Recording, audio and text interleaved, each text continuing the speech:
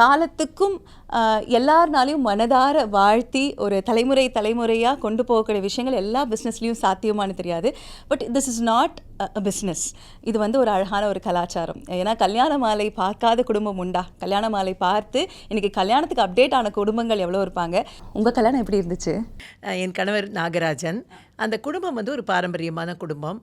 Pyramid Natarajan பெரியவர், அடுத்தது தான் கல்யாண மாலை திருமோகன், அப்புறம் நாகராஜன். எனக்கு அப்பா அவங்களெல்லாம் தெரியாது, நாகராஜனை தெரியும். என்னுடைய ஃப்ரெண்டோட ஃப்ரெண்ட் அவர். எங்களுக்குள்ளே ஒரு சின்ன ஈர்ப்பு இருந்தது, பிடிச்சிருந்தது, கல்யாணம் பண்ணிக்கலாம் அப்படின்னு நாங்கள் யோசித்தோம். என்னுடைய குடும்பம் வந்து ஒரு ரொம்ப கன்சர்வேட்டிவான குடும்பமாக அன்றைக்கி இருந்தாங்க. அப்போ வந்து அவங்களுக்கு என்ன தோணித்து அப்படின்னா, எங்கள் அப்பாவுக்கு குறிப்பாக, எங்கள் அம்மாவுக்கு வந்து திருமதி நட்ராஜன் வந்து ரொம்ப ஃப்ரெண்டு.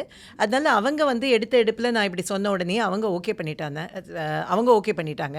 ஆனால் எங்கள் அப்பாவுக்கு என்ன ஒன்று இருந்தது அப்படின்னா, அவர் ரயில்வேஸில் வேலை பார்த்துட்டு இருந்தார்.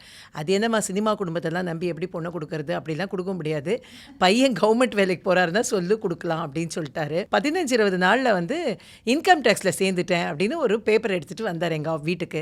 எங்கள் அப்பாட்ட கொண்டு கொடுத்தாரு. நாங்கள் எல்லோரும் பிரமிச்சு போயிட்டோம். ஏன்னா யாராலையும் நம்ப கூட முடியல. இன்கம் டேக்ஸில் சேர்றது என்ன அவ்வளோ ஈஸியாக, எப்படி இப்படிலாம் சேர முடிஞ்சது, இது என்ன நிஜமான ஒரிஜினல் பேப்பர் தானா அப்படிங்கிற அளவெல்லாமே யோசனை வந்துடுது. ஆனால் வந்து அவர் அதுக்காக ஏன்னா ஸ்போர்ட்ஸ் பர்சன், அதனால் ஸ்போர்ட்ஸ் கோட்டாவில் அவர் போய் அப்ளை பண்ணின உடனே வேலை கிடச்சிடுது. வந்து கல்யாணம் பண்ணிட்டாரு. 1.5 வருஷத்தை வேலையை விட்டுட்டாரு. திரும்ப பிஸ்னஸ்குள்ளே போயிட்டாரு.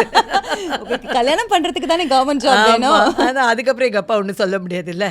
அதனால் அதுக்கப்புறம் பவர் மாறி போயிடுது. அதனால் அப்பா இருந்த வரைக்கும் அப்பா ரொம்ப ஹாப்பி. மாப்பிள்ளை பற்றி சந்தோஷம்தான் அவருக்கு. அதனால் எந்த சினிமாவில் வரக்கூடிய டயலாக் மாதிரி உங்கள் நேர்மை எனக்கு ரொம்ப பிடிச்சிருக்கு அப்படின்னு அவர் ரொம்ப அழகாக ஒரு விஷயத்தை அச்சீவ் பண்ணணும், பர்சூவ் பண்ணணும்னா நமக்கு என்ன தேவைங்கிறது ரொம்ப தெளிவாக இருக்கும். இப்படி தான் என் கல்யாணம் நடந்தது.